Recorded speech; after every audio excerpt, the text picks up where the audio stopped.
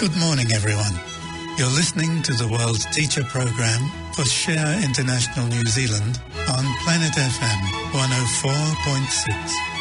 Each Friday morning, we bring you information from the teachers of the ageless wisdom. The purpose of our program is to introduce Maitreya, the world teacher for the age of Aquarius. Maitreya does not come alone. He brings with him the Masters of Wisdom, a group of highly evolved teachers. They work in many fields and can teach us the art of living, how to live in right relationship with each other.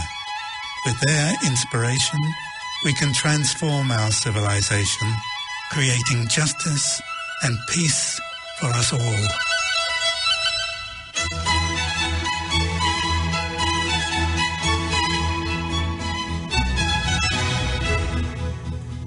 Good morning, everyone, and welcome to today's program.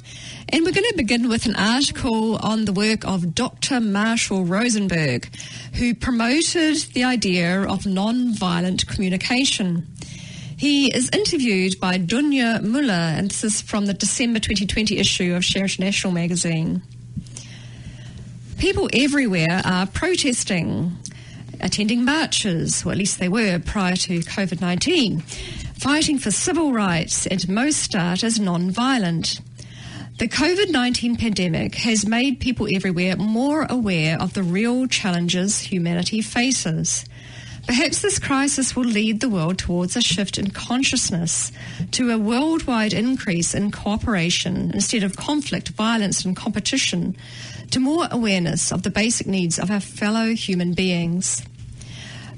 Marshall B. Rosenberg, who was born 1934, died 2015, was the founder and director of Educational Services of the Center for Nonviolent Communication, CNVC for short, which is a global organization located in California, USA, whose vision is a world where everyone values everyone's basic human needs and lives from a consciousness that connects with universal life energy and natural oneness of all life. In this vision, people are using nonviolent communication, which is NVC, to create and participate in networks of worldwide life-serving systems in economics, education, justice, healthcare, and peacekeeping, based on compassion for each other.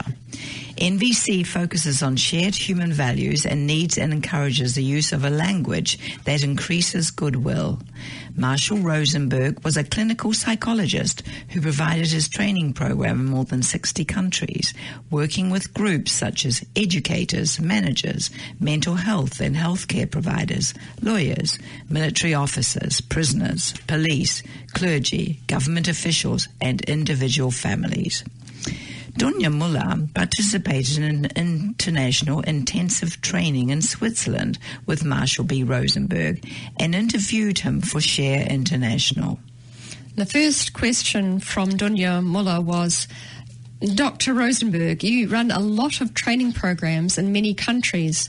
What do participants hope to learn from their training? Most often, the people are interested in how our training can connect them more lovingly with the people in their families. Parents want to use it with children, husbands and wives are interested, and people want to use it with their parents.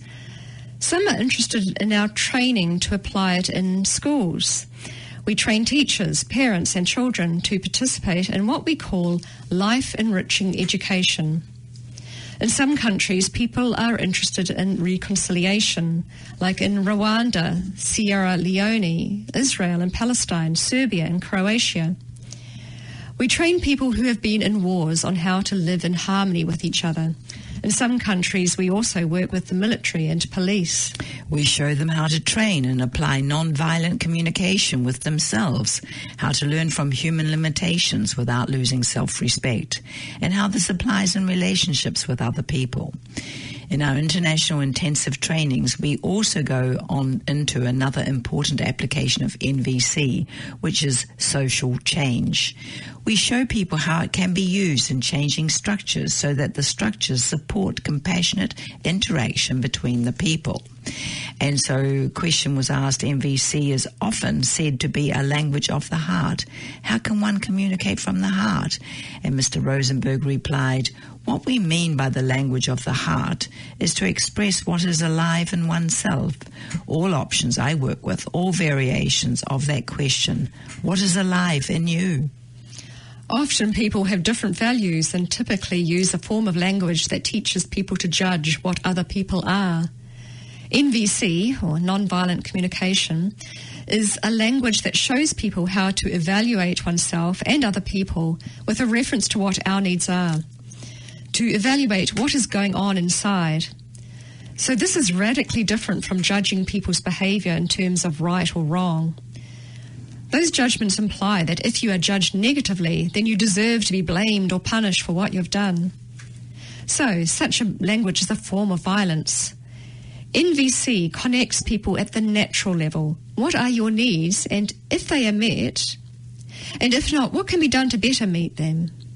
And we show people how to stay with that, even if the other person has been educated to think in terms of criticism, blame, and judgments. Another question now from Dunya. NVC is also available in the school system. How does NVC consider the needs of the children and the parents as well as the teachers? And Mr. Rosenberg replied, we show teachers a way of working as a partner to the students, not controlling them but offering them what the teachers see as valuable and helping the students be actively more involved in their own living. We show them how to create an interdependent student panel where the students see themselves all contributing to each other's work, not seeing themselves competing to get the best grades. When the research in our schools is accepted, partnership goes up and violence decreases. However, the problem is how to sustain them. Traditionally, schools function to teach students to be obedient to authority, to work for rewards, to compete with each other. We try to do both, to transform schools together with people in the community. The next question, to talk about families, how can parents speak about their feelings and needs without losing their authority, their responsibility for the children? Mr. Rosenberg's reply, it requires our helping parents and teachers to make some critical distinctions in their work. It will not really help them to see that NVC is talking about doing nothing. We show them the difference between respect for authority and fear of authority. When parents say, I have to punish my children in order to maintain my authority, do they mean respect or fear? I might say, for example, if you will leave this meeting today, perhaps you will have respect for my authority. It'll be because you have seen me doing some things that are valuable and I offered them to you. So for you to do things out of respect, you need to see me offering something valuable and not imposing it.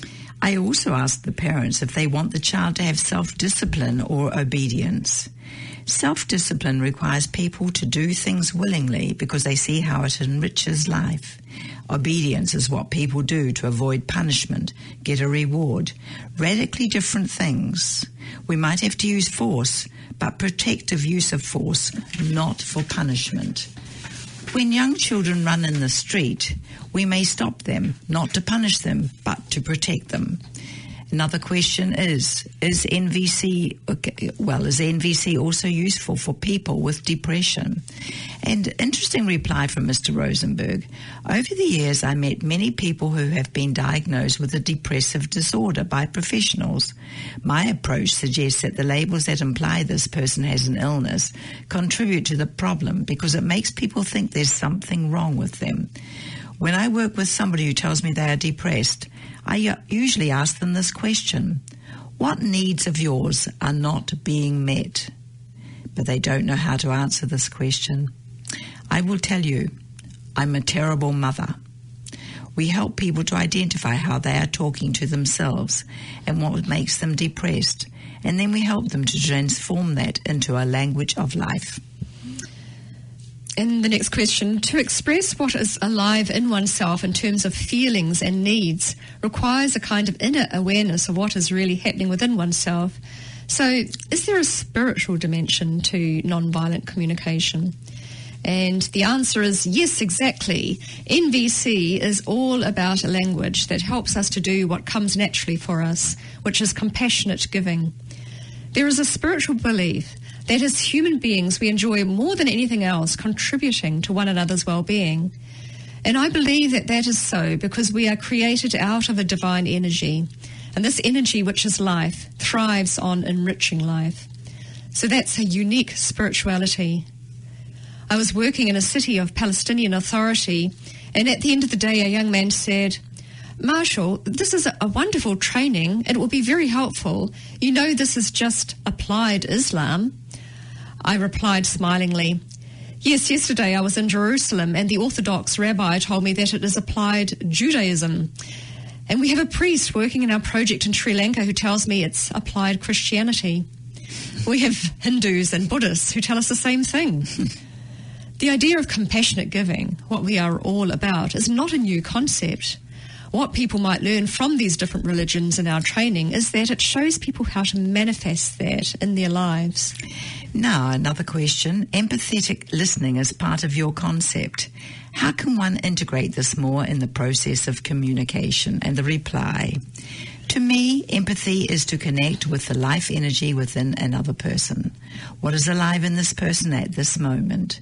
And since I believe that this life energy is divine energy, then empathetic connection is to connect with the divine energy coming through this person in this moment.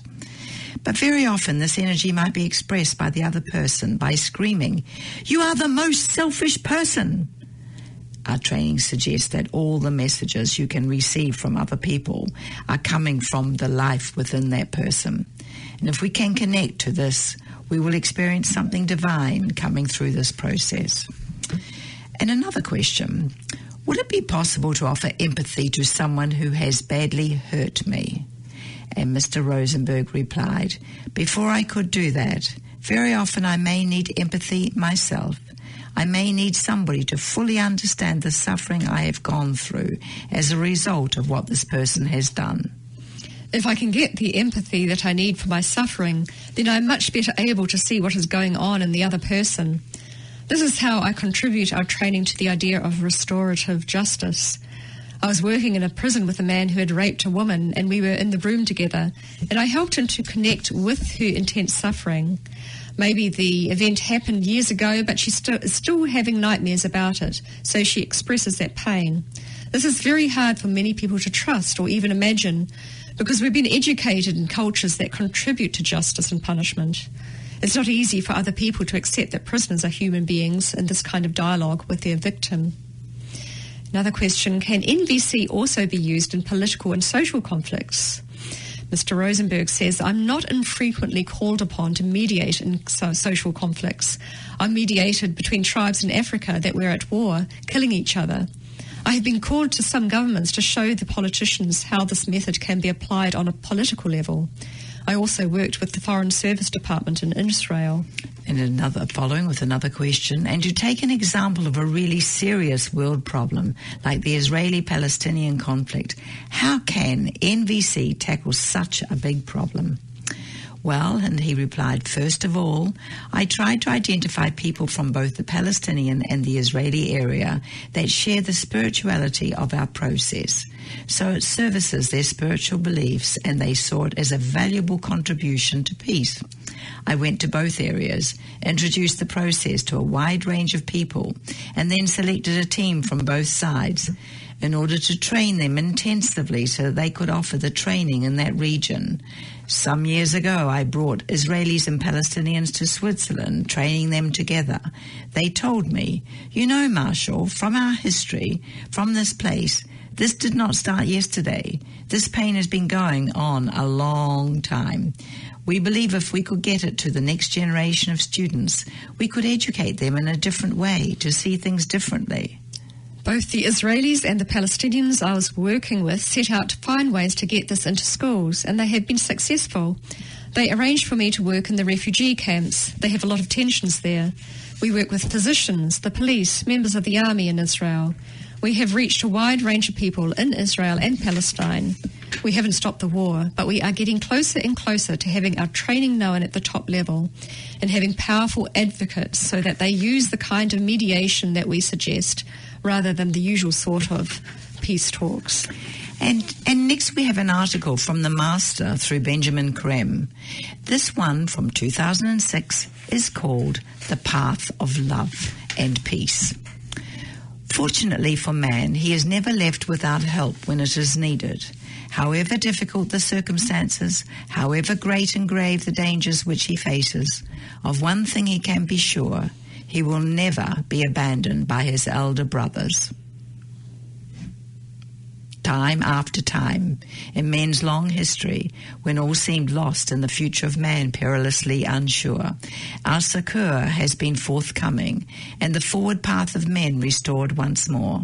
So it is today, at this tumultuous time when men stand in a maelstrom of warring forces, unsure of the next step and all but overwhelmed by the enormity of the task ahead. Emerging from our ancient retreats, we do redirect our thoughts and steps to aid our struggling brothers, to show by example that all is not lost, that another and better way exists for men to organize their lives, that unity and happiness come from justice and freedom, that sharing is the natural action of unity and the simple answer to all man's woes. Men must desire the gift of wisdom we have to give. The great law does not allow its imposition. Thus do men require to look clearly at the dangers which beset them and so make their decision and choice. That men need guidance is beyond dispute, though many would deny that this is so or possible to find. And this guidance will Maitreya himself offer to men for their consideration and wise counsel. Responding, men must see themselves as one. The old barriers to freedom and justice must be discarded. All must share in the earth's bounty. All must learn the language of trust. Planet Earth, our home, must be nursed back to health, its air, soil and waters purified, made safe again for man. These are the urgent requirements for the stabilization of the planet and the health of its inhabitants. Once adopted, there will be no return to the disorder of the past. Man will part company with poverty and war, exploitation and cruelty, corruption and injustice. Men will emulate their elder brothers and walk the path of love and peace. See this time as the time of decision. All rests on man's response to Maitreya's counsel. We, your elder brothers, are neither anxious nor complacent. We know the enormous task that faces both Maitreya and men. We also know how to read the signs of life and are not afraid. Be you who read this not afraid, but spread abroad the fact that the restoration of earth is at hand, that the iniquities of the past are fading, and with them the old ways of governance.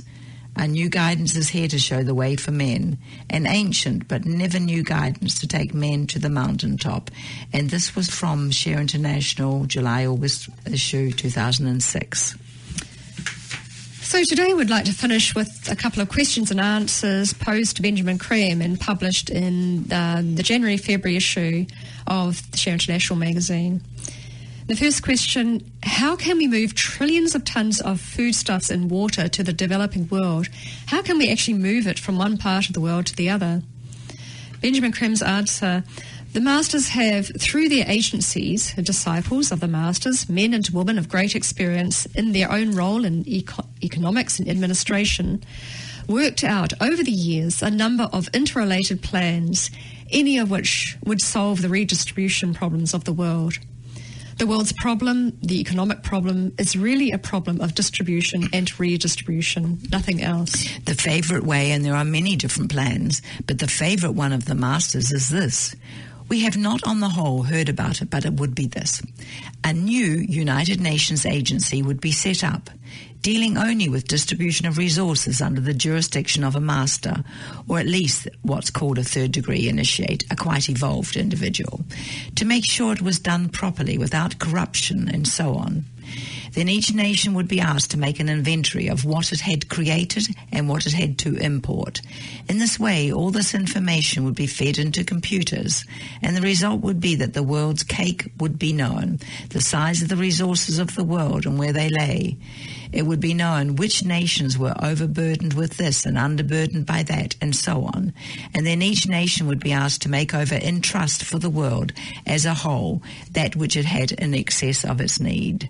So those great nations that had great excess would put more into the common kitty. Thank you for listening, and goodbye to everyone.